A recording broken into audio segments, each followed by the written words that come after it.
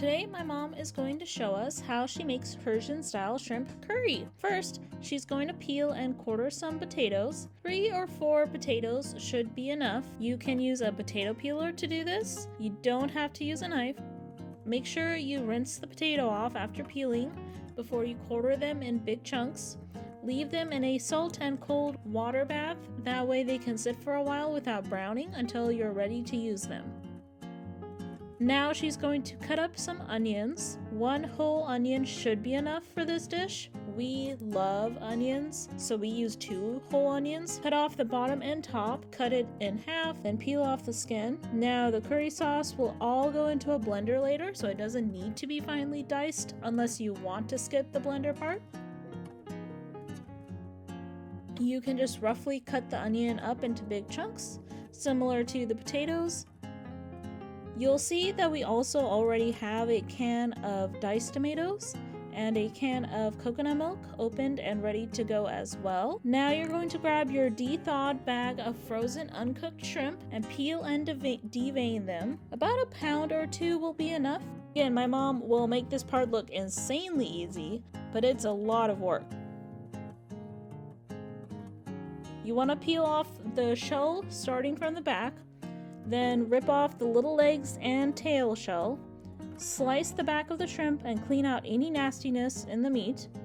These will all go into a bowl with cold water until we are ready to use them. If you want to make it easier or don't like the smell of raw seafood, you can use pre-cooked and peeled shrimp from the store. Once everything is prepped, we are now ready to start cooking. You want to take a medium-sized pot and pour about 2 or 3 tablespoons of oil in it. Go ahead and add in your onions now.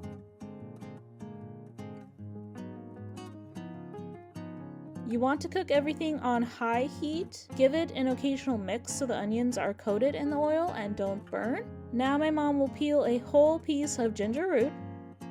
Once it's peeled, go ahead and shred the ginger with the smaller holes on your manual food shredder. This is kind of messy, but the dish tastes better with fresher ingredients. You're more than welcome to use ginger powder instead.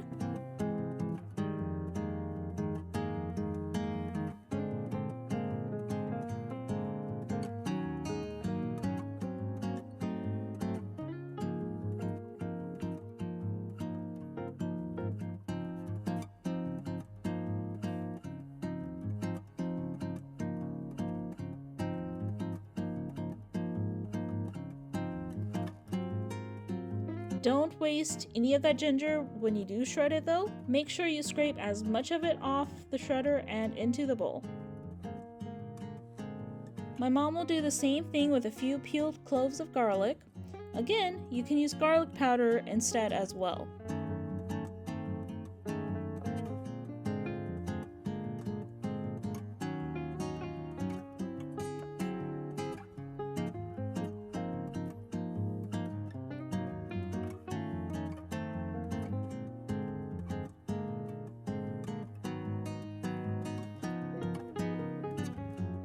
We're going to add the garlic and ginger mix directly into the onions and mix them up. Here are the spices that we are going to add into the pot. We have chili powder, paprika, cumin, and Indian curry powder. Once the onions have turned yellow and soft, you can start adding the spices. You can cook them longer if you want a more caramelized flavor in your curry. You want to add about 3 or 4 tablespoons of curry powder.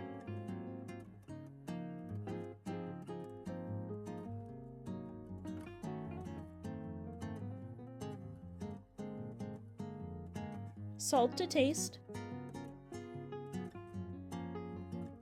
A teaspoon of chili powder. 2 tablespoons of paprika. Pepper to taste.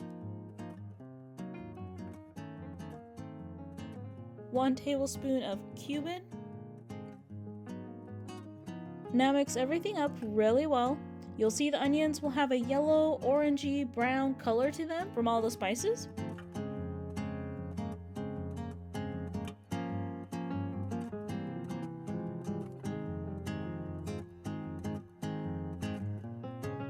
Here we'll add in the diced tomatoes.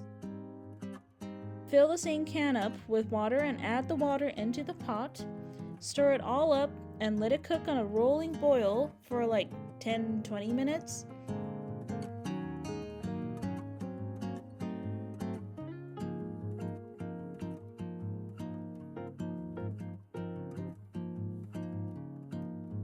After everything's stewed for a while, we're going to pour everything in the pot into a blender.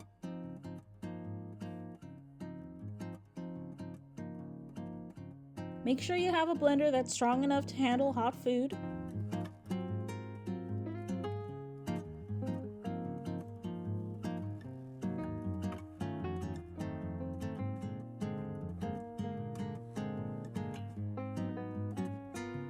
Put the lid on and proceed to turn on the blender.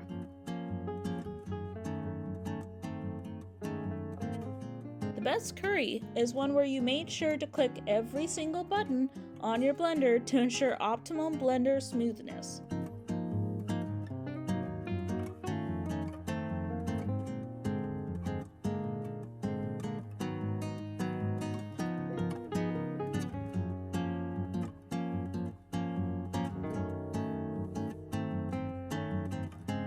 Now we let the curry sauce sit in the blender for a minute while my mom washes and strains the shrimp.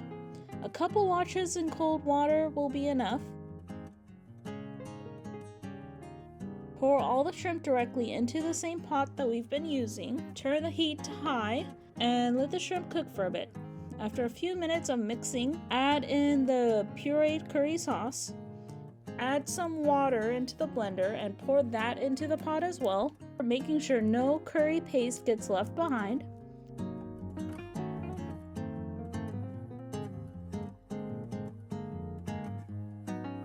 Do a little stir and then add in the potatoes.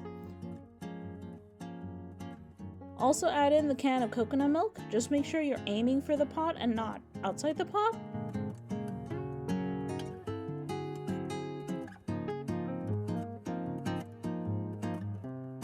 Fill that can up with water and add the water into the pot.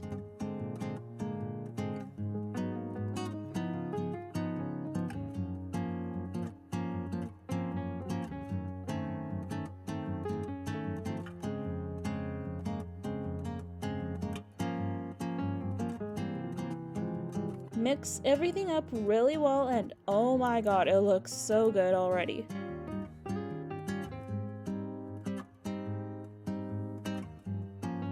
Now you'll want to bring it up to a boil, then lower the heat to a simmer for about half an hour. You can cover the pot with a lid, but make sure it has a hole or leave part of the pot open for the steam to get out. After about 30 minutes, check to make sure your potatoes and shrimp are fully cooked.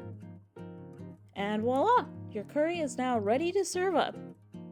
Serve your curry over a bed of rice. A fresh side salad also adds a lot to the dish too. You can also cook some naan to have on the side. For now, yeah, that's how you make my mom's amazingly delicious and savory shrimp curry. Happy eating!